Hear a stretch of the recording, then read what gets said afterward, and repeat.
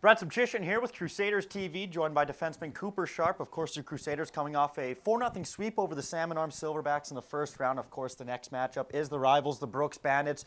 You were a part of the team last year that made its way to the Alberta Finals against the Brooks Bandits. What do you expect from the intensity level coming into the second round?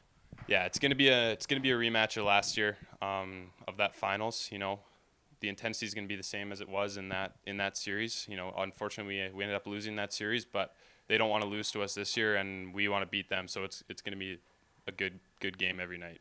And like I mentioned, you have some experience against Brooks in the playoffs. Do you expect it to be more of an offensive or defensive matchup? You know what? We match up pretty well. They don't give up a lot of goals, and we score a lot of goals. So you know, it'll even out. I'm sure there'll be games that are higher scoring, games that are lower scoring. But you know, we need to do what we need to do on the defensive end with our shape and our box outs and net front battles to, you know, keep them off the score sheet.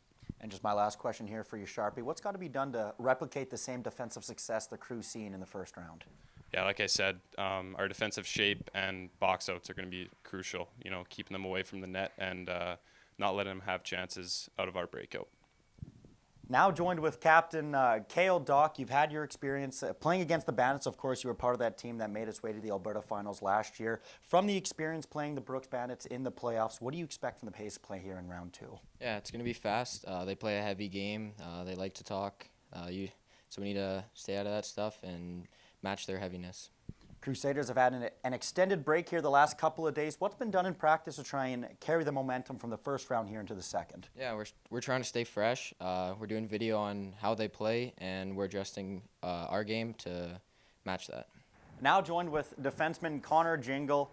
Of course, you've had your experience playing off against the Brooks Bandits. Of course, you were a part of last year's Alberta Final team. What are some takeaways from the Bandits' style of hockey when in the playoffs? I mean, Brooks, you know, you're going to get everything you get every single game against them. They're super hard on pucks, especially second pucks in front of the net, first touches in corners. So we're going to have to be really strong on pucks, know where our players are, you know, sort really well and keep doing stuff like that. Just my last question here for you, Jangs. What's got to be the difference maker here for the Crusaders in the second round?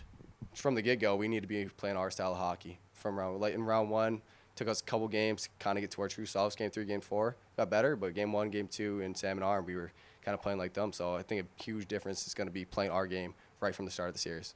Well said. Crusaders fresh off a 4-0 sweep over the Salmon Arm Silverbacks in round one, set to take on the Brooks Bandits for a rematch of last year's Alberta Finals.